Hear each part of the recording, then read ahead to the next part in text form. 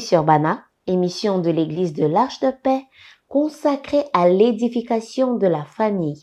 Une famille forte pour une Église forte. Aujourd'hui, nous allons aborder le thème « Fructifie ton temps de célibat ». L'Ecclésiaste nous dit au chapitre 3, versets 1 à 2, « Il y a un temps pour tout, un temps pour toutes choses sous les cieux, un temps pour naître et un temps pour mourir, un temps pour planter et un temps pour arracher ce qui a été planté. » Le célibat est une période de la vie où l'on évolue sans engagement matrimonial. Ce temps étant limité, nous pouvons alors réaliser combien il est important dans notre marche chrétienne de savoir l'utiliser à bon escient. Alors, comment fructifier cette période de célibat? Fructifier signifie produire des fruits ou encore rapporter des bénéfices, des avantages. Prenons exemple sur les serviteurs dans Matthieu 25, versets 14 à 17. Il en sera comme d'un homme qui, partant pour un voyage, appela ses serviteurs et leur remit ses biens. Il donna 5 talents à l'un, 2 à l'autre et 1 au troisième, à chacun selon sa capacité, et il partit. Aussitôt, celui qui avait reçu les 5 talents s'en alla, les fit valoir, et il gagna 5 autres talents. De même, celui qui avait reçu les 2 talents en gagna 2 autres. Ce passage nous démontre que ces serviteurs vont immédiatement travailler les talents que le maître leur a remis. Et comme nous le montre l'adverbe aussitôt utilisé dans ce texte, ils ont su non seulement fructifier les talents, mais également le temps qui leur était imparti sans en perdre une seconde. De même, en l'absence du conjoint, profitons de ce temps qui nous est imparti pour développer ce que Dieu nous a donné comme talent, compétences, mission ou autre. C'est pourquoi l'apôtre Paul dit dans 1 Corinthiens 7, versets 29 à 35, « Voici ce que je dis, frères, c'est que le temps est court. Celui qui n'est pas marié s'inquiète des choses du Seigneur, des moyens de plaire au Seigneur. Je dis cela dans votre intérêt. Ce n'est pas pour vous prendre au piège, c'est pour vous porter à ce qui est bienséant et propre à vous attacher au Seigneur sans distraction. » Nous allons donc voir ensemble 2 points pour pouvoir plaire au Seigneur dans ce temps de célibat. Premier point, apprendre à connaître son identité. Il est important de connaître nos forces et nos faiblesses. Autrement dit, connaître notre personnalité, celle que Dieu nous a donnée. Très souvent, cette personnalité est faussée, déformée, voire même détruite par des événements douloureux, généralement vécus durant l'enfance et affectant ainsi notre âme. C'est pourquoi nous devons prendre conscience de l'état de notre âme, reconnaître nos blessures pour la purifier, la nettoyer, la curer et la soigner.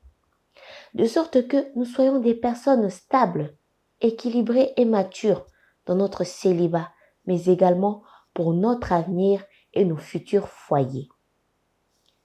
Prenons l'exemple d'Esther, orpheline de père et de mère. Esther a dû curer son âme afin de pouvoir endosser plus tard son statut de reine.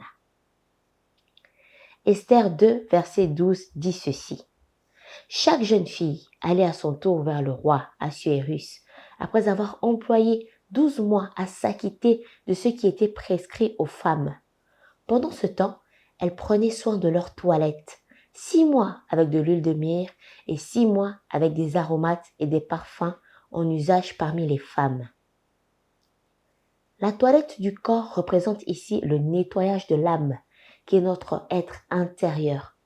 L'huile de myrrhe est réputée pour avoir sur la santé des propriétés anti-infectieuses, anti-inflammatoires, antalgiques et cicatrisantes au niveau cutané. Les aromates ont pour but également de soigner.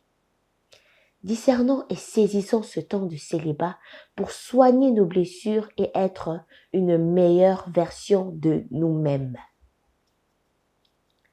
Le second point, discerner et optimiser son temps de formation.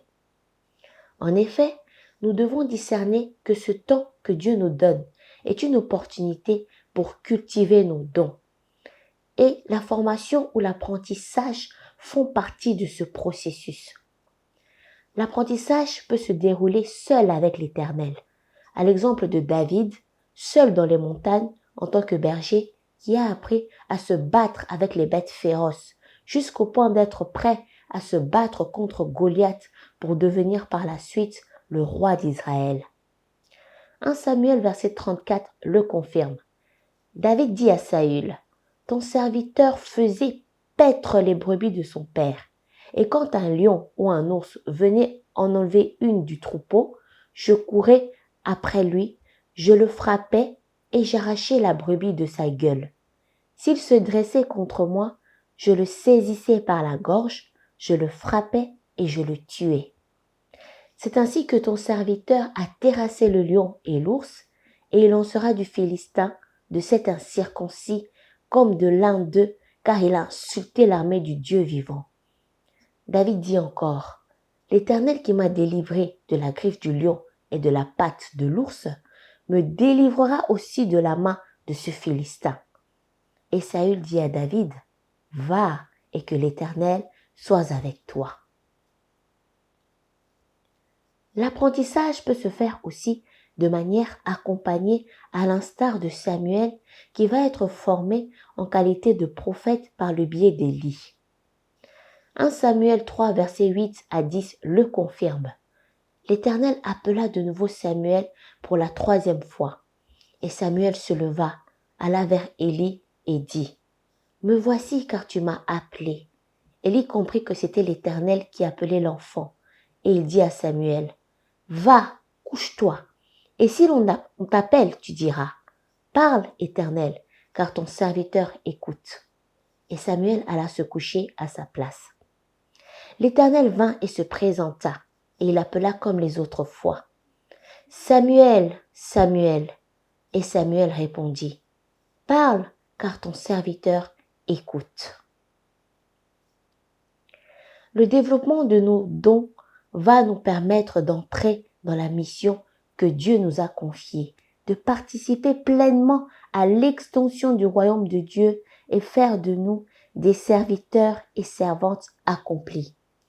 Car la Bible ne dit-elle pas dans Matthieu 6, verset 33, « Cherchez premièrement le royaume et la justice de Dieu, et toutes ces choses vous seront données par-dessus. » C'est pourquoi, bien-aimés, ne vivons pas notre célibat comme si nous étions dans une salle d'attente, mais saisissons ce temps que Dieu nous donne pour le fructifier dans chaque domaine de notre vie.